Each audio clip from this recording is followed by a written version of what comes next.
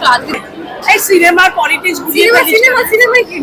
Cinema কি বলছো মুখে দিচ্ছ না সিনেমায় যে কোনো প্রত্যাবর্তন খুব ভালো, খুবই ভালো। কারণ আমরা সবসময় বলি আগেকার দিনে সিনেমার ইন্ডাস্ট্রি, তার পরিবেশ, তার সব ভালো ছিল।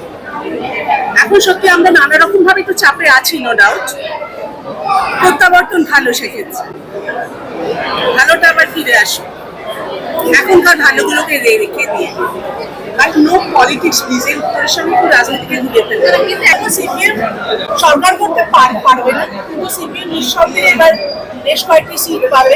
সিপিএম ঘুরে দাঁড়াবার পালা এবার সিপিএম। আমি সেটা বিশ্বাস করি, সাধারণ মানুষের রিয়াকশন সেটা বিশ্বাস করতে সাহায্য করেছে।